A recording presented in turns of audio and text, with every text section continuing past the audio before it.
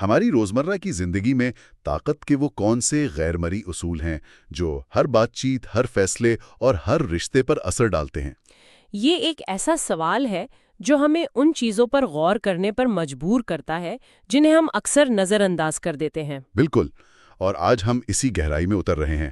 ہم اثر و رسوخ اور اسٹریٹجک کنٹرول کے 12 قوانین کا خلاصہ کا دوسرا حصہ دیکھ رہے ہیں۔ جی، خاص طور پر قانون نمبر 7 سے لے کر 12 تک۔ ہمارا مقصد صرف یہ نہیں کہ یہ قانون کیا ہیں، بلکہ یہ سمجھنا ہے کہ ان کے پیچھے کی نفسیات کیا ہے، آخر یہ حکمت عملی کام کیسے کرتی ہے۔ سچ کہوں تو ان میں سے کچھ قانون پہلی نظر میں کافی سخت اور خود غرضانہ لگتے ہیں، اور یہی بات انہیں دلچسپ بناتی ہے۔ یہ قانون انسانی نفسیات کی بنیادی چیزوں سے جڑے ہیں: خواہش، خوف اور کنٹرول حاصل کرنے کی ضرورت۔ یہ صرف اصول نہیں بلکہ انسانی فطرت کا ایک بے رحم آئینہ ہے۔ ٹھیک ہے، تو آئیے سیدھا 7ویں قانون سے شروع کرتے ہیں۔ یہ کہتا ہے دوسروں سے اپنا کام کرواؤ لیکن صحرا ہمیشہ خود لو۔ یہ سن کر پہلا خیال یہی آتا ہے کہ یہ تو سراسر استحصال ہے۔ ہاں، پہلی نظر میں ایسا ہی لگتا ہے۔ تو کیا یہ ایک ذہین لیڈر کی نشانی ہے یا ایک موقع پرست مینیجر کی؟ دیکھیں، یہاں پر ایک گہری نفسیاتی سچائی چھپی ہے۔ اسے کام چوری کے طور پر مت دیکھیں، اسے اس طرح دیکھیں کہ قیادت ایک قسم کی پرفارمنس ہے۔ پرفارمنس مطلب یہ کہ آپ کی ٹیم اسکرپٹ لکھتی ہے، لیکن لیڈر وہ اداکار ہے جو سٹیج پر کھڑے ہو کر اسے عوام کے سامنے پیش کرتا ہے، اور تالیاں ہمیشہ اداکار کے لیے بجتی ہیں، اسکرپٹ رائٹر کے لیے نہیں۔ لوگ نتائج کی عزت کرتے ہیں، پس پردہ کی گئی محنت کی نہیں۔ اچھا، تو جب ایک لیڈر کامیابی کا سہرا لیتا ہے تو وہ طاقت اور قابلیت کا ایک مضبوط تاثر قائم کرتا ہے۔ اس سے پوری ٹیم کا مورال بھی بلند ہوتا ہے کہ بھائی وہ ایک کامیاب پروجیکٹ کا حصہ ہے۔ میں آپ کی بات سمجھ رہا ہوں، لیکن کیا یہ عملی طور پر ممکن ہے؟ آج کل کے دور میں جہاں ٹیم ورک پر اتنا زور ہے، کیا ایک لیڈر واقعی سارا کریڈٹ لے سکتا ہے بغیر اپنی ٹیم کو ناراض کیے؟ بالکل درست نقطہ ہے، اور یہی اس قانون کا سب سے بڑا خطرہ ہے۔ یہ تو بغاوت کو دعوت دینے جیسا ہے۔ جی، ماخذ میں واضح طور پر خبردار کیا گیا ہے کہ اپنے مددگاروں کی کبھی تذلیل نہ کریں۔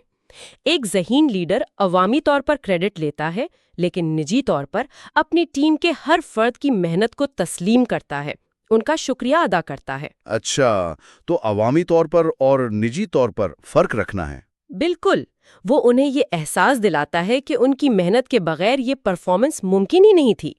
توازن یہ ہے کہ باہر کی دنیا کے لیے آپ چہرہ ہیں، لیکن اپنی ٹیم کے لیے آپ ایک قدردان رہنما ہیں۔ اگر یہ توازن بگڑا تو آپ اپنے سب سے بڑے حمایتیوں کو اپنا سب سے بڑا دشمن بنا لیں گے۔ یعنی یہ دکھاوے اور حقیقت کا ایک نازک کھیل ہے۔ اچھا، تو اگر 7واں قانون کام کی تعریف کو کنٹرول کرنے کے بارے میں ہے، تو 8واں قانون لوگوں کے عمل کو کنٹرول کرنے کے بارے میں لگتا ہے۔ قانون ہے لوگوں کو اپنی طرف آنے پر مجبور کرو، ضرورت پڑے تو لالچ کا استعمال کرو۔ ہاں، یہ شطرنج کی کھیل کی طرح ہے۔ بالکل، جہاں آپ اپنے مخالف کو ایک خاص چال چلنے پر مجبور کرتے ہیں۔ یہی تو طاقت کے توازن کا بنیادی اصول ہے۔ جو شخص رد عمل دیتا ہے وہ کنٹرول کھو دیتا ہے، جو انتظار کرتا ہے اور دوسروں کو پہلا قدم اٹھانے پر مجبور کرتا ہے وہ صورتحال پر حاوی رہتا ہے۔ یعنی پہل کرنے والا ہارتا ہے۔ ایک طرح سے جب آپ کسی کو اپنی طرف آنے پر مجبور کرتے ہیں تو آپ صرف ان کی چال کو ہی نہیں بلکہ ان کے وقت، توانائی اور توجہ کو بھی کنٹرول کر رہے ہوتے ہیں۔ وہ آپ کی شرائط پر کھیل رہے ہوتے ہیں، اپنی شرائط پر نہیں۔ لیکن کیا یہ حکمت عملی آج کی تیز رفتار دنیا میں جہاں ہزاروں متبادل موجود ہیں الٹی نہیں پڑ سکتی؟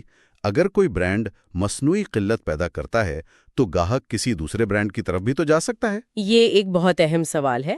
یہ حکمت عملی تبھی کام کرتی ہے جب آپ نے پہلے سے اپنی قدر یعنی ویلیو قائم کر لی ہو۔ اچھا، لالچ کا مطلب صرف کوئی رعایت یا پروڈکٹ نہیں، اس کا مطلب وہ چیز ہے جسے لوگ شدت سے چاہتے ہیں۔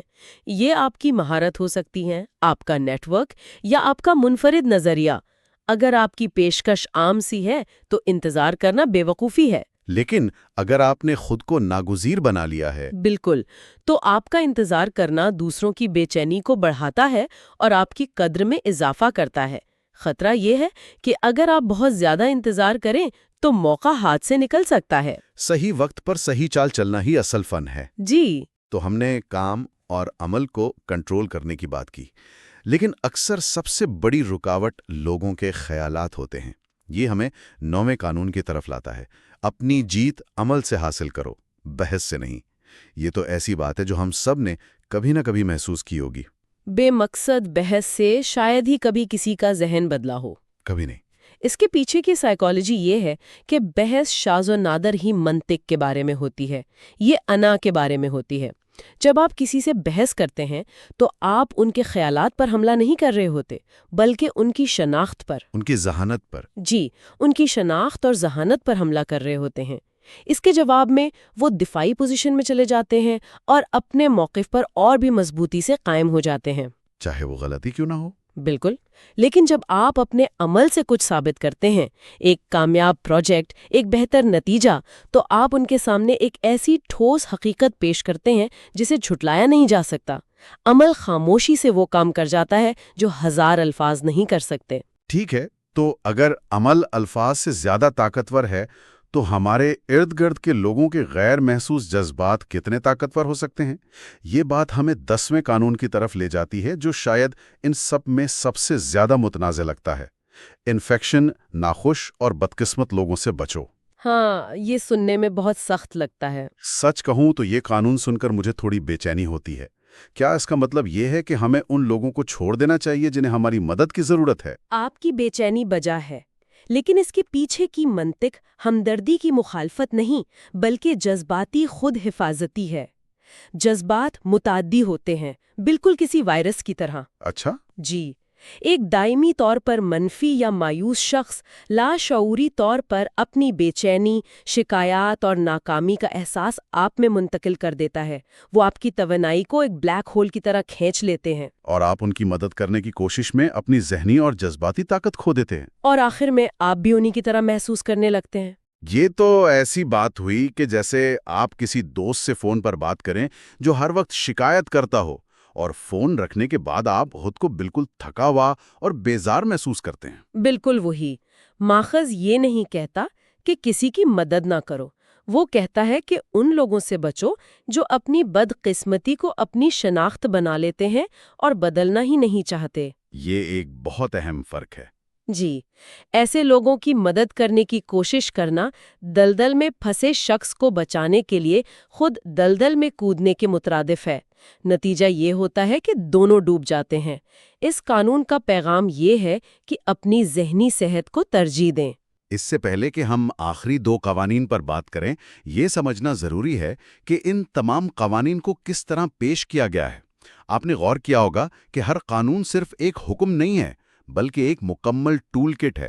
یہ ایک بہترین نقطہ ہے۔ ماخذ پہلے نفسیاتی وجہ بتاتا ہے، پھر اس کی ایک تاریخی مثال دیتا ہے، اسے استعمال کرنے کا طریقہ سمجھاتا ہے، اور سب سے اہم، اس کے خطرات اور الٹا پڑنے کے امکانات سے خبردار کرتا ہے۔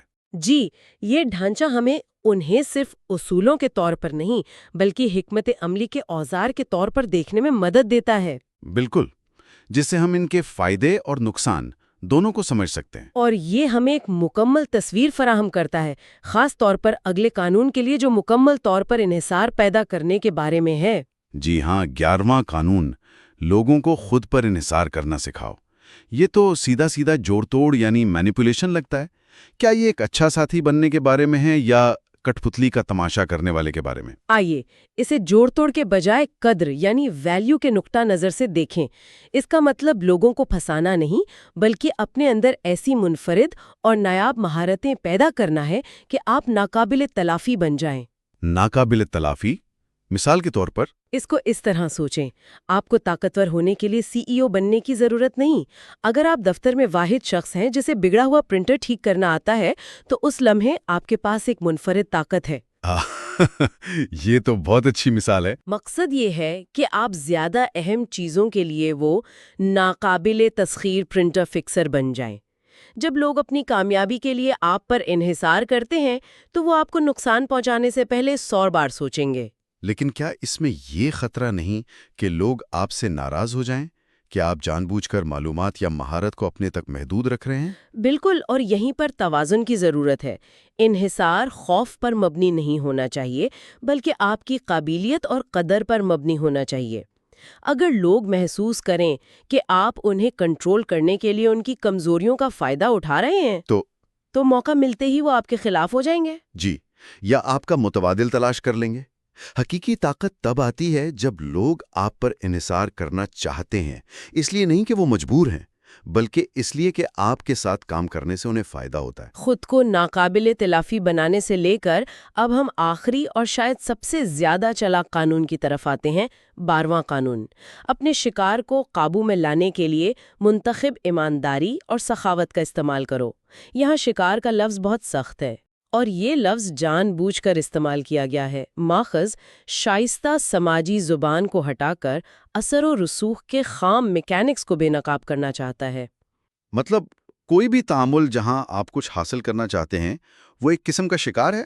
اس نظریے کے مطابق ہاں، یہ قانون اس نفسیاتی حقیقت پر مبنی ہے کہ ایک غیر متوقع، ایماندارانہ یا فیاضانہ عمل کسی کے بھی دفاعی نظام کو مکمل طور پر کمزور کر سکتا ہے۔ کیسے؟ لوگ عام طور پر دوسروں سے خود غرضی کی توقع رکھتے ہیں۔ جب آپ اچانک سخاوت دکھاتے ہیں تو آپ ان کی توقعات کو توڑ دیتے ہیں۔ یہ ایک نفسیاتی پیٹرن بریک ہے۔ یعنی ایک چھوٹا سا احسان یا تحفہ ایک طرح کا ٹروجن ہارس بن سکتا ہے جو آپ کے ارادوں کو کسی کی دفاعی قلعے کے اندر لے جاتا ہے۔ آپ نے بالکل صحیح تشبیہ استعمال کی۔ ایک بار جب آپ اس ابتدائی اعتماد کو حاصل کر لیتے ہیں تو آپ کے اصل مقاصد حاصل کرنا بہت آسان ہو جاتا ہے۔ پہلا تاثر بہت اہم ہوتا ہے۔ سانہ لگے تو یہ آپ کے خلاف جائے گا اور آپ پہلے سے بھی زیادہ ناقابل اعتبار سمجھے جائیں گے۔ تو اگر ہم ان تمام قوانین یعنی 7 سے 12 تک کا خلاصہ کریں تو ان سب کا مرکزی خیال کنٹرول ہی لگتا ہے۔ جی بالکل۔ کام کی ساخت پر کنٹرول، حالات پر کنٹرول، بحث کے نتیجے پر کنٹرول، اپنے جذباتی ماحول پر کنٹرول، اپنی قدر و اہمیت پر کنٹرول، اور آخر میں دوسروں کے اعتماد پر کنٹرول۔ بالکل، یہ سب حکمت عملیاں ہیں جن کا مقصد اپنی پوزیشن کو مضبوط کرنا اور اپنے مقاصد کو حاصل کرنا ہے۔ اور جیسا کہ ماخذ کے آخر میں کہا گیا ہے، طاقت ہمیشہ نظر نہیں آتی مگر کام کرتی ہے۔ یہ سب جاننے کے بعد ایک آخری سوال ذہن میں آتا ہے جو شاید سب سے اہم ہے۔ یہ قوانین ہمیں انسانی تعلقات کے ان تاریک پہلوؤں کا سامنا کرنے پر مجبور کرتے ہیں جن پر بات کرنا ہمیں اکثر اچھا نہیں لگتا۔ اصل سوال یہ نہیں ہے کہ ان قوانین کو کیسے استعمال کیا جائے، بلکہ یہ ہے کہ کیوں اور کب استعمال کیا جائے۔ اسٹریٹجک اثر و رسوخ اور غیر اخلاقی جوڑ توڑ کے درمیان کی وہ باریک لکیر کہاں ہے؟ اور اس لکیر کو کھینچنے کا حق کس کو ہے؟ یہی وہ سوچ ہے جو ان قوانین کو محض ایک ہدایت نامے سے بڑھ کر ایک گہرا اخلاقی چیلنج بنا دیتی ہے۔ یہ تجزیہ پاور بک ہب یعنی پاور بک ہب کی جانب سے پیش کردہ ایک خلاصے پر مبنی تھا۔ طاقت، نفسیات اور کامیابی پر مبنی کتابوں کے ایسے ہی گہرائی والے جائزوں کے لیے وہ اپنے چینل کو لائک اور سبسکرائب کرنے کا مشورہ دیتے ہیں۔ علم کو مزید پھیلانے کے لیے اسے اپنے دوستوں کے ساتھ بھی شیئر کریں۔